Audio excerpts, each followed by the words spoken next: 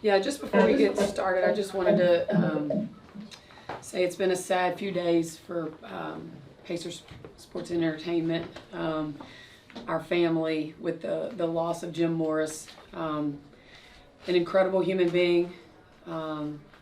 Just was did so much for not just the community of Indianapolis or just the state or the state of Indiana, but just for around the world. I mean, he's just the stories that this man could tell were incredible. But just really, Miss Jackie and the family of Jim is just in our thoughts and prayers. Questions in the room for Coach? Not all at once. Yeah. It's just your first time playing the Lynx this season. What stands out about them? Obviously, Fee's out today too. Yeah, they're a fun team to watch. They, on both ends of the floor. I mean, defensively, they're one of the best teams in the league. Then they've got some pretty good weapons on the offensive end. I feel like the other teams we've played them 2 and 3 times already. So to see them finally, just excited to be here and have the opportunity to play them.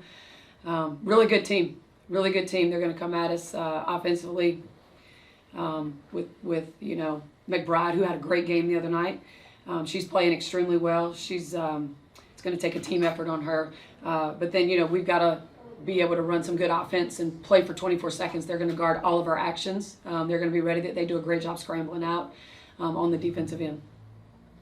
I know you guys have had good turnout throughout this whole season, at home, on the road, but here being in the Midwest, not too far of a drive for people that might want to come. The game and seeing lots of people up there wearing Indiana stuff, wearing Iowa stuff. Like, how does that feel on the road, having that crowd and that support for you guys? Yeah, we when we're watching video after games and shots are made, and when we make them on the road, there's you can hear the crowd, which is not normal. So it's pretty exciting to look around and for one just to have the people that are showing up for the games is incredible. I mean, the fan support on the road, at home, it's incredible. It's a sea of red out there a lot of times. So it's just it's great for our players to be able to play in these environments. Coach, you mentioned 24 seconds on offense. Is the idea to slow down the game against Minnesota to be successful, or just?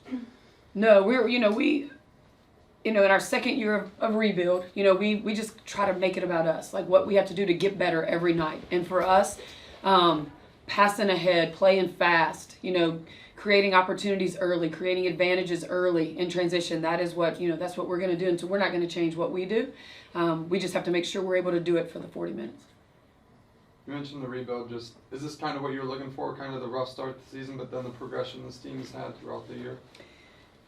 I think the teams that we played at the beginning of the year had a little bit to do with that rough start, right? They were, some of the best teams in the league, had them several times.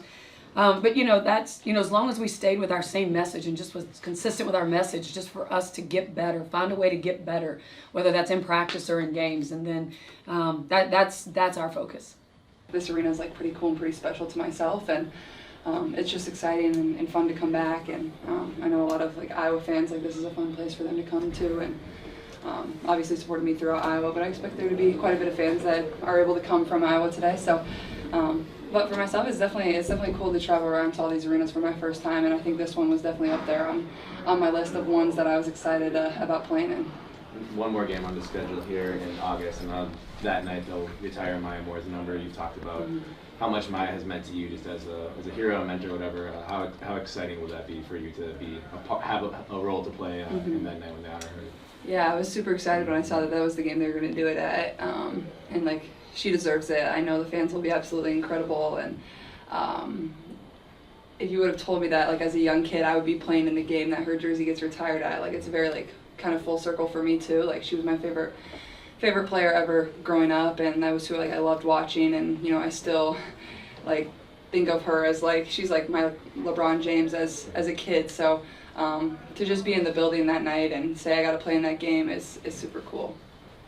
You remember watching her win that game against Indiana in game 3 of the 2015 finals? We're gonna get Lynn Dunn's not gonna be happy if I answer that question. How old were you when you first came up here for a game? Oh gosh, I was still pretty young. I want to say I was in I don't know, I might have been 12 maybe at the time. 11-ish. I want to say I was like 5th grade, so however old you are then, I don't know how that all works, but yeah, it was my first ever WNBA game, and like honestly, my dad, like I remember being at the hotel and I was swimming in the pool, and my dad like called the ticket office to get tickets to the game, because we drove up here and didn't have any. And the guy that was working at the ticket office was like, yeah, like, does she want to come and watch shoot around and like, or work court times where like players are working out before the game. And I remember I got to sit courtside and watch all of that. So whoever that guy was, like, you're a hero, you're heaven sent in my life. I don't know if you still, I don't even know who you are. I don't know if you still work for the Lynx and the Wolves, but I remember like Lindsay Whalen came over, Simone Augustus came over. I remember meeting them very vividly. So like obviously a very, special memory in my entire basketball career. Kayla, what have you learned about yourself in the first half of your first WNBA season? I think just, growing game to game has been the thing that I've just tried to remind myself of. I think where I started the season at and where I'm at now is like there's obviously been huge strides for myself, and that's really exciting, and I feel like I'm starting to get even more comfortable and playing with really good pace. But at the same time, like I feel like there's so many more areas for me to improve, and that's what gets me excited about it. That's what I'm excited, obviously, for these last 2 games, but then to get into break and work on some things that I want to work on, and then our group collectively to be able to work together and have some time in the gym and really get better, I think is what I'm most excited about. You can take you back to the previous question. You mentioned just how impactful that memory was for you, and now you making sort of those memories for little girls that travel distances to come to your games. Just what does that mean to you? Kind of a full circle moment as well. Yeah, for sure. It's not something that ever gets old for me. Like to see all these young kids, it's like there are this many young girls who really like me in the world. Like that's what I'm thinking about. I'm like, wow, there's just so many of them. But like these are moments that people spend a lot of time and money and effort to make special, whether it's their kids, whether it's friends or whoever they're coming to the game with, that these kids or even adults or boys or girls are going to cherish for forever. And for me to be a small part of that and just getting to do what I love, that's all I have to do to, maybe change their life or give them a memory that will inspire them for the rest of theirs is pretty easy for me. So I feel very fortunate. Anybody else? You made multiple trips up here for games with your dad, right? Mm-hmm. I think we came to a couple, yeah. The first one I ever came to, I remember, was Lynx Storm, so that was a pretty good one to come to. Yeah, Suber, Lauren Jackson, yeah, all of them. So. What part of your game have you improved the most? I think, honestly, with the way I got trapped, especially early in the season, offensively, I think just getting better. Me and AB together working out of that, I think you can tell, like, the more we've played together, the better we've gotten in pick and roll situations. And I think defensively, schematically, it's a lot different than college. So just being able to learn and adjust, like, it's just much different than anything I've ever done in college. So, like, I'm trying to break habits every single day, and it takes time to break habits, and just learning and understanding the things that we want to do, and going back and watching film of not only the things I need to improve on, but also the things I did good. So I can see, like, how I'm improving is kind of been my focus.